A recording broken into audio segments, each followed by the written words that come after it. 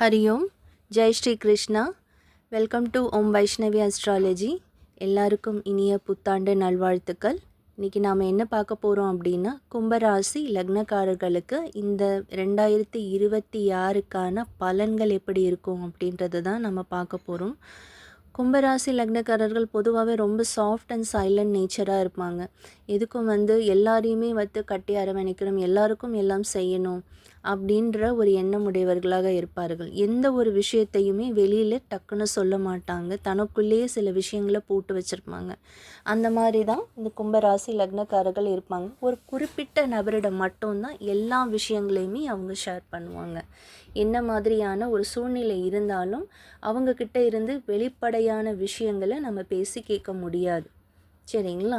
So இது ஒரு தனிப்பட்ட நபர். அவங்க ரொம்ப அதிகமான நட்பு வட்டாரங்கள் இல்லாமல் ஒரு ஒரு ஒரு க்ளோஸ்டு சர்க்கிளோட பழகக்கூடியவர்கள். அதனால் யார்கிட்டையும் சண்டை சச்சரவுகள், வழக்குகள் அந்த மாதிரிலாம் எதுவும் இல்லாமல் ரொம்ப அமைதியான வாழ்க்கை வாழணும்னு நினைக்கிறவங்க. இது பார்த்திங்கன்னா அவங்களுக்கு 7.5 சனி நடந்துகிட்ருக்கு. இது என்ன அப்படின்னா, இந்த சனி இப்போது பாதத்தில் இருக்குது. இப்போ சனி விடுற அந்த டைம் காலகட்டங்கள் என்னென்னா, இத்தனை நாளாக இருந்த கஷ்டப்புகள், வலிகள் இது எல்லாமே விட்டு விலகி வந்துகிட்டே இருக்காங்க. அது கொஞ்ச நாளில் பலவீனமாக இருக்கிற விஷயங்கள் கொஞ்சம் ஸ்ட்ராங்காகவே மாற ஆரம்பிக்கும், சரிங்களா? இது படிப்படியாக உயரக்கூடிய ஒரு விஷயம்தான். 2ஆம் வீட்டில் சனி இருக்கிறது அப்படிங்கிறது நம்ம தனம், குடும்பம், வாக்குஸ்தானம். இப்போ ஏதாவது ஒரு சண்டை சச்சரவுகளோ, வழக்குகளோ, பிரச்சனைகளோ இருந்தாலுமே ரொம்ப அமைதியான காலகட்டங்களில் எடுத்துக்கோங்க. சனி மாறும் பொழுது, சரிங்களா? சனீஸ்வரர் லக்னத்தில் அது 2ஆம் வீட்டிலேருந்து 3ஆம் வீட்டுக்கு மாறும்போது எல்லா பிரச்சனைகளுமே படிப்படியாக தீர்ந்துவிடும், சரிங்களா? அதுக்கப்புறம் குருவோட பார்வை. குரு இப்போது ஜூன் மாதம் 2ஆம் தேதி கடகத்துக்கு வருவார். அப்படி வரும்பொழுது, சரிங்களா, அந்த நேரங்களில் கூட கொஞ்சம் மறைவு ஸ்தானத்தில் இருக்கிறதுனால ஏதாவது ஒரு சின்ன சின்ன குடும்ப வழக்குகளில் பிரச்சனைகள் இருந்தால் அந்த அக்டோபர் 31ஆம் தேதிக்கு அப்புறம் எல்லாமே சரியாயிடும். உங்களுக்கு என்னென்னா ஒரு அப்ஸ் அண்ட் டவுன்ஸ் இருக்கக்கூடிய காலகட்டங்களாக இருந்தாலும் குரு பார்வை வரும்போது ஒரு மன நிறைவாப்பா, ஒரு தேர்ட் பர்சன், ஒரு குரு ஸ்தானத்தில் இருக்க ஒரு நபர் நம்மளை எவ்வளோ ப்ரொடெக்ட் பண்ணுறாங்க அப்படின்ற ஒரு அமைப்பு வரும். எதிர்பாராத தன வருவாய்கள், அதாவது நீங்கள் ரொம்ப நாள் ஒருத்தருக்கு கடன் கொடுத்துட்டு கடன் வரலையேன்னு இருந்தது, இல்லை ஒருத்தர் ஒரு இன்வெஸ்ட்மெண்ட் பண்ணிவிட்டு அதோட ப்ராஃபிட் வரலையேன்னு இருந்ததெல்லாம் அக்டோபர் மாதத்துக்கு அப்புறம் ஒரு சிறப்பான பலன்களை நீங்கள் பார்க்க முடியும், சரிங்களா? இது என்ன அப்படின்னா பொதுவான பலன் தான்.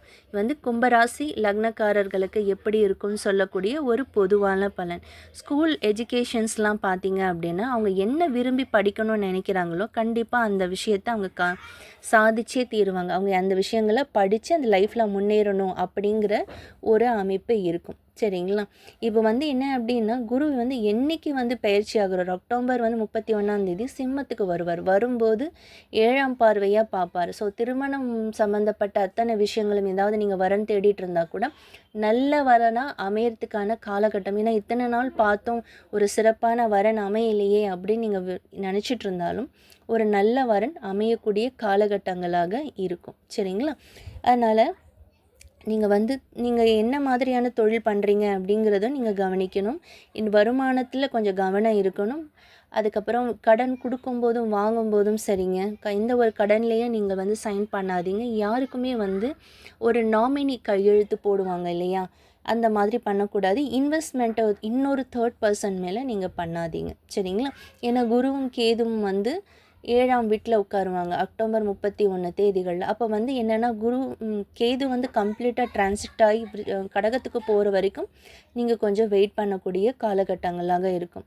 ஏதாவது மன சஞ்சலங்களோ இல்லை சிறு சிறு தொந்தரவுகளோ ஏதாவது லவ் லைஃப்பில் இருந்தாலும் அந்த காலகட்டங்கள் தான் கொஞ்சம் சரியாகக்கூடிய காலகட்டங்களாக இருக்கும். இப்போ நம்ம பார்த்தது அத்தனையுமே பார்த்திங்கன்னா பொது பலன்கள் தான், சரிங்களா?